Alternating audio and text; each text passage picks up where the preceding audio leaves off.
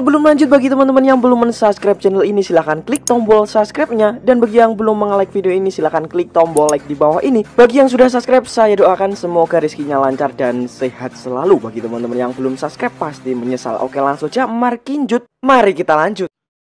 Ya, kabarnya Hercules disokong, dibackingin sama sosok gaib. Sementara Panglima Jila pun begitu gitu. Karena beliau ini sangat kental dengan dunia mistis, Mbah. Ya. Ya, walaupun memang ada pertemuan persahabatan antara Panglima Jila dan Panglima Pajaji, tapi di sini netizen melihat jika ada perseteruan, ini kan namanya teman, pasti suatu ketika ada gesekan, bisa jadi ya.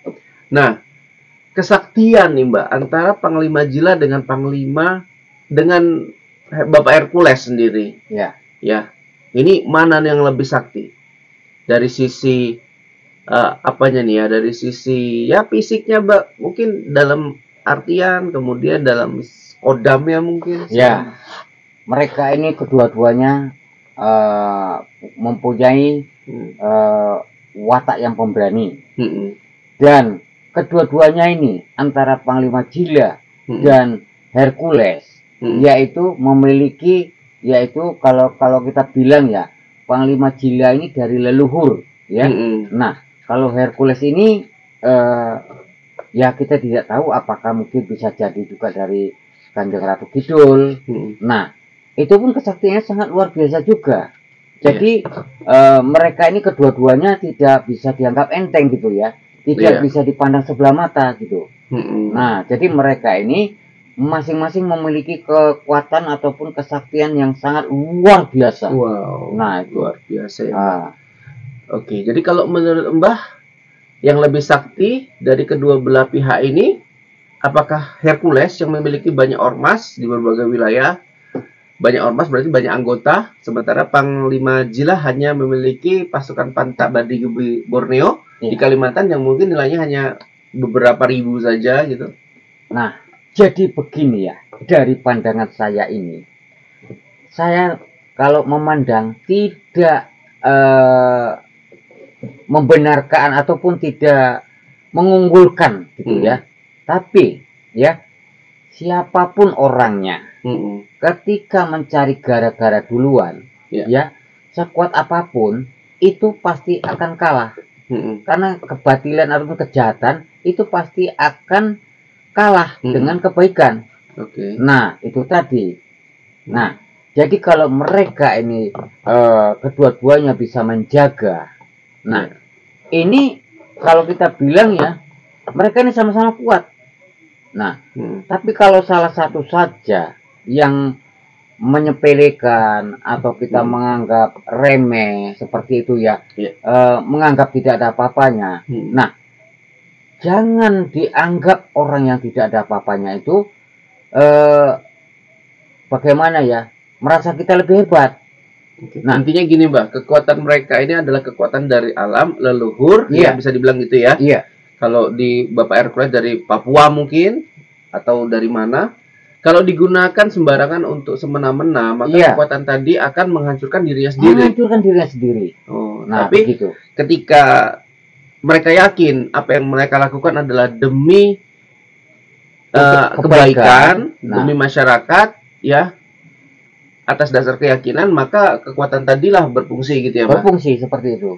Oke, jadi memang untuk memiliki kekuatan yang sifatnya luar biasa ya Mbak ya, itu banyak pantangan ya Mbak ya. Ya, itu biasanya ya sudah jelas. Tapi keistimewaannya kan ibaratnya bisa berkuasa Mbak. Ya itu tadi. Makanya kalau kita bilang ya, kalau senjata tajam saja ya, mereka ini kedua-duanya ya mungkin ya tidak ada apa-apanya gitu. Nah, tidak ada gentarnya kalau untuk menghadapi senjata tajam. Karena apa? Kalau sudah dibilang preman ataupun sudah memegang wilayah ataupun kekuasaan, mereka itu namanya benda tajam, samurai, golok, mandau. Mereka ini ya biasa-biasa saja gitu. Beda sama orang awam. Nah, kalau orang awam begitu dicabut, twing gini kan, udah lari pontang-panting, kabur. Tapi kalau sama-sama, kalau kita bilang kepala ataupun kita bilang premannya kita bilang ya, itu tidak gentar menghadapi seperti itu. Nah, itu tadi. Karena punya pegangan, Mbak. Kalau orang punya pegangan ya ngadepin 10 orang di depannya ya monggo, ya biasa gitu saja gitu. Itulah makanya saya bilang beda sekali sama orang awam. Jadi mereka ini dua-duanya ya itu tadi memiliki kehebatan, memiliki kesaktian begitu ya. Nah, ya mudah-mudahan saja mereka ini tidak ada kita minta jangan sampai bertempur gitu ya. Nah,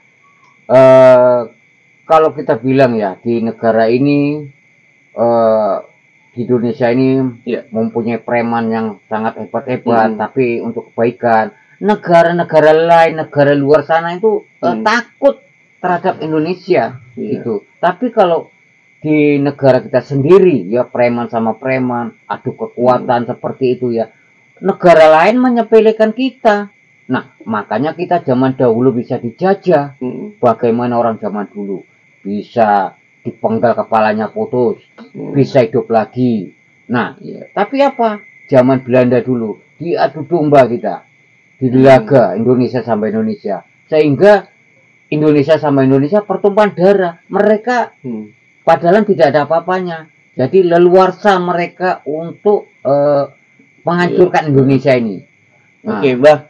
Ini mungkin sangat vital ya ketika Bapak Hercules ingin membangun organisasinya di Kalimantan. Karena Kalimantan kan sebagai wilayah yang dikembangkan, dibangunnya ibu kota baru ya. Mbah.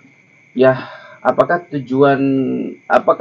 itu yang membuat berat untuk dibangunnya organisasi dari Hercules ini? Saya sangat salut sama Bapak Hercules yang gini. Loh gini, secara gini ya, Bapak Hercules ini kan mencoba berkomunikasi Mbah sama sosok Panglima Jila. Bisa saja kan dengan kedekatannya dengan Bapak Prabowo, Bapak Haji Hercules mengatakan kita bangun aja gitu, tanpa harus izin-izin gitu. Orang ini wilayah kesatuan negara Indonesia kan gitu, dibangun ya monggo gitu. Cuman kan Bapak Hercules kan memandang Mbah, menghormati gitu adanya sosok Panglima Pak Jaji nih, ada pasukan-pasukan dari masyarakat yang terbentuk organisasi. Jangan sampai nanti adanya ormas baru yang nggak dibicarakan di sebelum-sebelumnya malah menimbulkan huru-hara kan gitu toh Mbak. Dan ini saya mengira adalah hal yang luar biasa yang dilakukan Bapak Haji Hercules Mbak. Berkomunikasi sebelum melakukan tindakan pembangunan organisasi di wilayah tersebut gitu. Gitu loh. Nah, makanya di sini netizen kan berharap, wah bagus nih yang dilakukan sama Bapak Hercules nih membangun grip di sana gitu. Tapi juga melihat adanya organisasi merah yang dimiliki sama Panglima Pak Jaji dan panglima-panglima lainnya. Yang saya ketahui Panglima Hercules telah bertemu dengan Panglima Pak Jaji, telah bertemu dengan Panglima Jila, ya dua pimpinan besar gitu loh Mbak. Jadi ya begini ya, mudah-mudahan silaturahmi ini terhadap mereka ini tidak ada selisih paham dan mereka ini bisa menerima dengan baik atau menerima dengan lapang dada apa dan maksud tujuan Grip Jaya ini di sana seperti itu. Apakah niat untuk baik? Ya kalau mungkin niatnya untuk baik, ya mudah-mudahan saja Panglima Jila ataupun Panglima Pak Jaji memberikan izin ataupun mengikhlaskanlah atau berdirinya di sana Grip Jaya tersebut seperti itu. Oke, mungkin sampai sini dulu Mbah komunikasi kita, cerita kita terkait dengan Bapak Hercules dan Panglima Pak Jaji, kedua tokoh yang sangat dihormati oleh masyarakatnya masing-masing, oleh pendukungnya masing-masing ya. Semoga menjadi pimpinan yang lebih dikenal luas gitu. Kedepannya bisa lebih maju. Sampai sini akhir kata, wabillahi taufiq wal hidayah. Assalamualaikum warahmatullahi wabarakatuh.